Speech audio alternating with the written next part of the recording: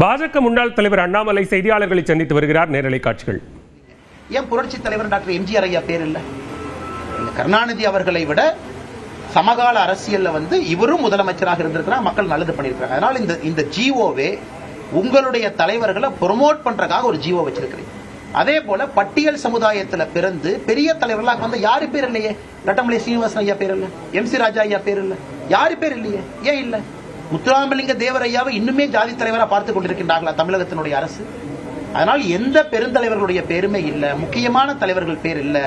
இவர்கள் இந்த மாதிரி பண்ணாங்கன்னா முக்கியமான தலைவர்களை ஜாதி வட்டத்திலே அடைச்சு வைக்கலாமா? எத்தனை நாளைக்கு ரட்டமலை சீனிவாசன் ஐயாவை ஜாதி வட்டத்தில் அடைப்பீங்க? எத்தனை நாளைக்கு அம்பேத்கர் ஐயாவை ஜாதி வட்டத்தில் அடைப்பீங்க? அதனால் இந்த ஜிஓவை அரசு வாபஸ் வாங்கணும்.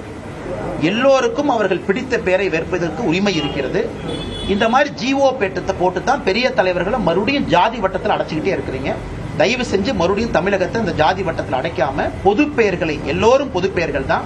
புரட்சி தலைவர் டாக்டர் எம்ஜிஆர் ஐயாவுடைய பேரே வைக்கக்கூடாதுன்னு அந்த ஜிஓட சொல்றேன். இதை விட கொடுமை என்ன இருக்கும்? நீங்க போட்டிருக்கிற சாம்பிள் பேர்ல எம்ஜிஆர் ஐயா பேர் ஏன் இல்ல? கருணாநிதி ஐயா பேர் இருக்குல்ல, இருக்கட்டும், நான் அப்போஸ் பண்ணலீங்கன்னா நம்முடைய முதலமைச்சர் பேர் இருக்கட்டும். எம்ஜிஆர் ஐயா பேர் ஏன் இல்ல? தமிழ்நாட்டினுடைய முக்கியமான பல தலைவர்கள் பேர் ஏன் இல்ல? அதனால் இந்த ஜிஓ ஒரு கண் துடைப்பு. இதற்கு தலைமைச் செயலாளர் அவங்க எல்லாம் உடந்தையா இருக்கிறாங்க. அவங்க பேர்ல இந்த ஜிஓ இஷ்யூ பண்றாங்க. இதை விட பெரிய வருத்தம் எங்களுக்கு என்ன இருக்க முடியுங்க? நன்றிங்க. தேர்தலுக்கும் கூட்டணிக்கும் டைம் இருக்குன்னு சொல்லிருந்தீங்க.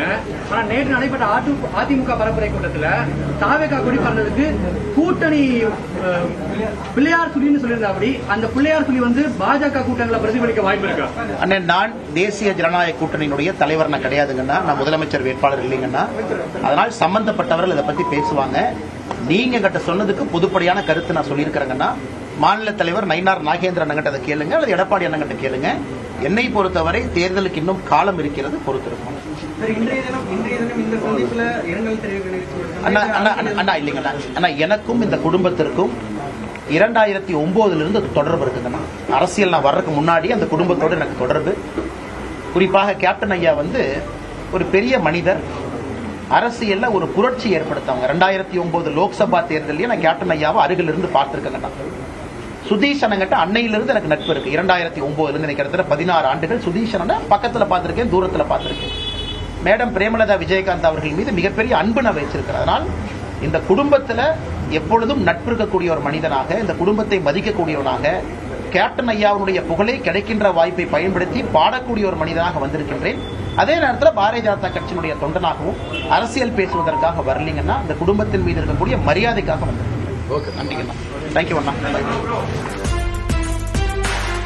பாஜக முன்னாள் தலைவர் அண்ணாமலை செய்தியாளர்களை சந்தித்த காட்சிகளை பார்த்தோம். கரூர் பாதுகாப்பான ஊர், அங்கு யார் வேண்டுமானாலும் வரலாம் என்ற கருத்தை அண்ணாமலை தெரிவித்திருக்கிறார்.